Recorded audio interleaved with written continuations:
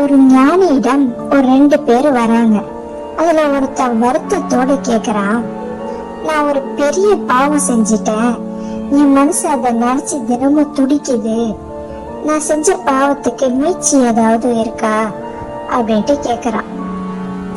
அடுத்தவன் ஞானிட்ட சொல்றான், நான் இவர் அளவுக்கு பெரிய பாவம் எதுவும் செய்யல, சின்ன சின்ன பொய், சின்ன சின்ன ஏமாத்து வேலை இப்படி நிறைய செஞ்சிருக்கேன், தண்டிக்கிற அளவுக்கு இவன் எல்லாம் பெரிய பாவங்களா என்ன அப்படின்ட்டு கேக்குறான். ஞானி அதை பார்த்து சிரிக்கிறாரு. முதல் ஆளுட்ட சொல்றாரு ஞானி, நீ போய் பெரிய பாறை ஒன்ன தூக்கிட்டு வா அப்படின்ட்டு சொல்றாரு. 2வது வந்தவன் கிட்ட, நீ போய் இந்த கோணி நிறைய சின்ன சின்ன கற்களை பொறுக்கிட்டு வா அப்படின்ட்டு சொல்றாரு. 2 பேரும் அவர் சொன்ன மாதிரியே செஞ்சிட்டு வராங்க. முதல்ல வந்தவன் ஒரு பெரிய பாறைய தூக்கிட்டு வந்தான்.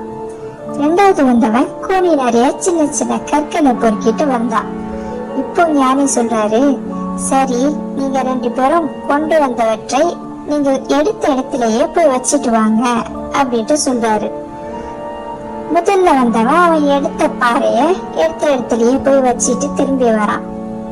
2வது வந்தவன் தயக்கத்தோட, எவ்வளவு கற்களை நான் எப்படி சரியா எடுத்த இடத்திலேயே வைக்க முடியும் அப்படின்னு கேக்குறான் ஞானி கிட்ட. ஞானி சொல்றாரு, முடியாதல்லவா, அவன் பெரிய தவறு செஞ்சான், அதுக்காக வருந்தி அழுது மன்னிப்பு கேட்டு அதுக்குள்ள பரிகாரம் செஞ்சு அதுல இருந்து மீட்சி அடைஞ்சிடறான் அவன்.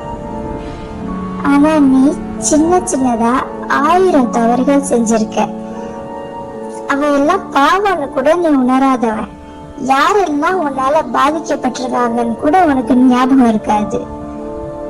அவனுக்கு மீட்சி சுலபம், உனக்கு தான் மீட்சி ரொம்ப கடினம். சிறுதுளி பெருவெள்ளம்.